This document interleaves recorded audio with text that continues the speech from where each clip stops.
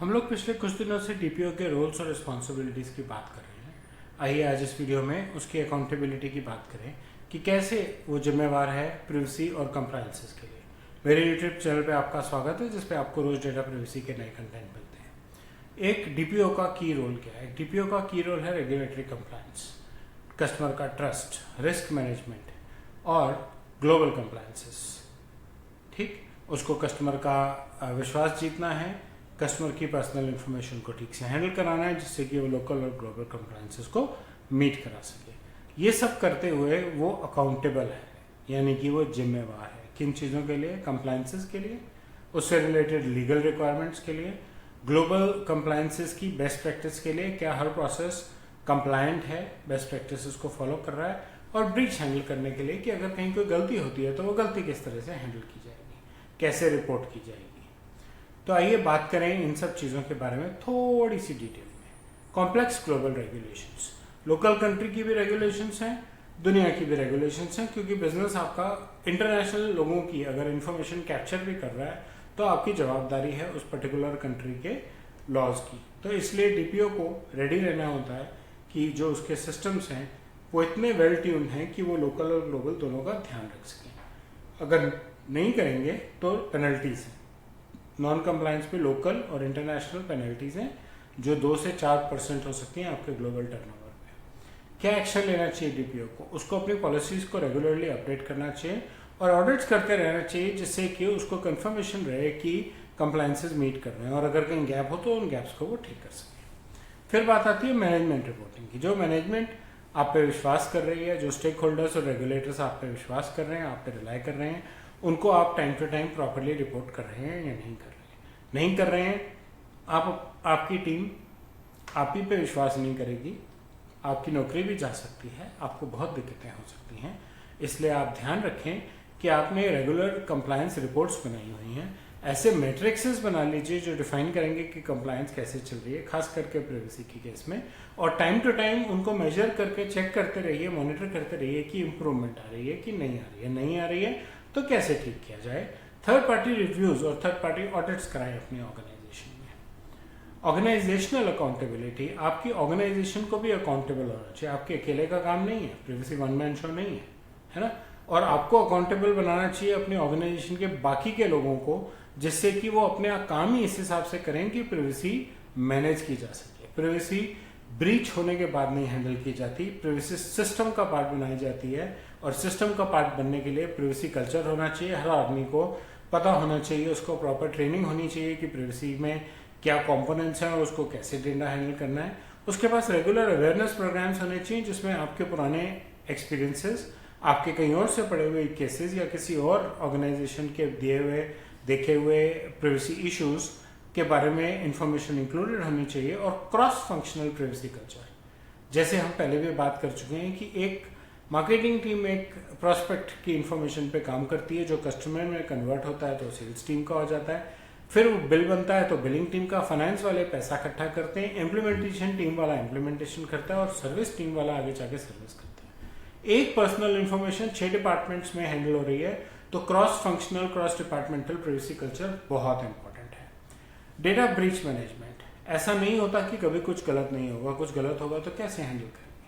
क्या सिस्टम है कि आप गलती को डिटेक्ट करेंगे और हैंडल करेंगे। सभी कंप्लायंसेस कहती हैं कि हमें एक लिमिटेड टाइम पीरियड में आप एक इंसिडेंट को ब्रीच में कन्वर्ट करके उसका इम्पैक्ट देख के कि उसका क्या इम्पैक्ट पड़ा उस यूज़र पे जिसकी इंफॉर्मेशन ब्रीच हुई है, यूज़र को भी इन्फॉर्म करें, रेगुलेटर को भी इन्फॉर्म करें, साथ में बताएं कि आप आगे चल के इसको कैसे ठीक करेंगे। जीडीपीआर आपको सिर्फ 72 घंटे का टाइम देती है। डीपीओ की जिम्मेवारी बहुत बड़ी है।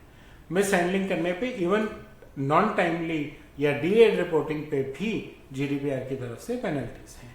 रेजोल्यूशन बहुत सिंपल है। डेटा प्रिवेसी का ब्रीच रिस्पॉन्स प्लान बहुत क्लियर होना चाहिए, और आपको जब ब्रीच हो जाए उसके बाद जो इन्वेस्टिगेशन चल रही है, उससे जो इम्पैक्ट असेसमेंट हो रही है, जो भी मेजर्स कैलकुलेट हो रहे हैं कि मिटिगेट कैसे होगी, आगे चल के अवॉइड कैसे होगी, आपको उन सबको ओवरसी करना चाहिए कि आगे चल के कोई दिक्कत ना आए।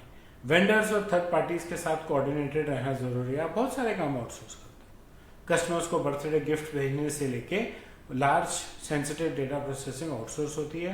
अगर आपका वेंडर कंप्लायंट नहीं है और उसके यहाँ से इन्फॉर्मेशन लीक होती है या मिसयूज होती है तो आपकी जिम्मेदारी है, क्योंकि वो इन्फॉर्मेशन आपने किसी वायदे पे किसी पर्पस के लिए कलेक्ट की थी, वो मिसयूज होना या गलत शेयर होना आप पे आएगा, आपके प्रोसेसर पे नहीं। उसकी लायबिलिटी है लेकिन आपकी ज़्यादा है, इसीलिए आपके कॉन्ट्रैक्ट्स बहुत स्ट्रिक्ट होने चाहिए। आपको टाइम टू टाइम अपने वेंडर्स को ऑडिट करना चाहिए कि वो प्राइवेसी ठीक से हैंडल कर रहे हैं कि नहीं कर रहे हैं, प्रोसेसेस ठीक से चल रहे हैं कि नहीं चल रहे हैं, और आपके कॉन्ट्रैक्ट्स में डेटा प्रोटेक्शन के मैकेनिज्म्स और ब्रीच रिस्पॉन्स के मैकेनिज्म भी होने ज़रूरी हैं। और ये तो आपके सब कॉन्ट्रैक्टर और वेंडर का काम है कि वो रेगुलेटर को अपडेट करेगा कि मेरे से ये गलती हुई है या मेरे यहाँ से ये गलती हुई है। अगर आप इंटरनेशनल वेंडर यूज़ कर रहे हैं तो SCC यानी कि standard contractual clauses data transfer के लिए आपके वेंडर कॉन्ट्रैक्ट्स में होने चाहिए। ये कुछ ज़रूरी अकाउंटेबिलिटी इश्यूज हैं जो DPOs फेस करते हैं, और कुछ चीज़ें हैं जो वो अगर टाइम टू टाइम रेगुलरली करें, इनको आप हेल्पिंग टूल्स भी कह सकते हैं। हालांकि ये कोई सॉफ्टवेयर या कोई हार्डवेयर नहीं है, ये सिर्फ रेगुलर असेसमेंट्स हैं कि रेगुलर ऑडिट्स कीजिए, प्रोसेसेस को अप टू डेट रखिए, जो भी आप सीखें उस हिसाब से अपना प्रोसेस अपग्रेड कीजिए। अपनी ऑर्गेनाइजेशन के हर एक प्रोसेस में एक कल्चर बना लीजिए कि जिसकी भी इंफॉर्मेशन हैंडल की जाएगी हर आदमी उसमें उस यूज़र की प्राइवेसी का ध्यान रखेगा। प्राइवेसी इंपैक्ट असेसमेंट्स कीजिए, रिस्क्स आइडेंटिफाई कीजिए और अकॉर्डिंगली प्रोसेसेस ठीक कीजिए। डेटा प्रोसेसिंग प्रोसेसेस को रेगुलरली असेस करते रहिए, और finally data protection impact assessment अपनी ऑर्गेनाइजेशन के अंदर रेगुलर करें। अपने आप को विश्वास दिलाने के लिए, अपनी मैनेजमेंट को विश्वास दिलाने के लिए, अपने आप को सर्टिफाई करने के लिए थर्ड पार्टी ऑडिट्स और रिव्यूज भी रेगुलर करते रहें, जिससे कि आपको तसल्ली रहे, और अगर कोई गैप है तो उनकी मदद से आप उस गैप को ठीक कर सकें। कॉन्सिक्वेंसेस, अगर आप अकाउंटेबल नहीं हैं, आपके ऑर्गेनाइजेशन की रेपुटेशन, आपके कस्टमर्स का जो आप पे विश्वास है, और रेगुलेटर्स की तरफ से जो पेनल्टीज हैं, ये 3 बहुत बड़ी इंपॉर्टेंट चीज़ें हैं। ऑर्गेनाइजेशन की रेपुटेशन और कस्टमर्स ट्रस्ट से फ्यूचर बिजनेस पे नुकसान पहुंच सकता है, और पेनल्टीज तो अभी तक के किए हुए बिजनेस की भी ऐसी तैसी कर देंगी।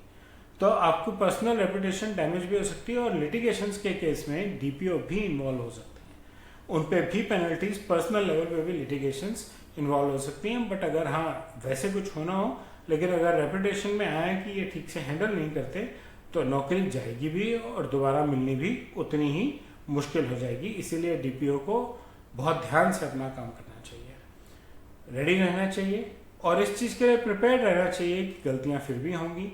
ब्रीच मैनेजमेंट प्लान इतना फास्ट होना चाहिए कि आप टाइमली रेगुलेटर्स को भी इन्फॉर्म कर सकें, अपने मैनेजमेंट को भी अप टू डेट रख सकें, और अपने कस्टमर्स को भी बता सकें कि आपने उस गलती से अपना छुटकारा कैसे किया, उसका नुकसान कैसे कम से कम किया, और सब कुछ आगे चल के कैसे ठीक चल रहा है। DPO की अकाउंटेबिलिटी पे बस इतना ही। मुझे उम्मीद है आपको मेरा कंटेंट अच्छा लगा होगा। लाइक एंड बेल आइकॉन दबाइए, मेरे YouTube चैनल को सब्सक्राइब कीजिए, अपने दोस्तों के साथ शेयर कीजिए, और अपना फीडबैक कमेंट सेक्शन में शेयर कीजिए। धन्यवाद।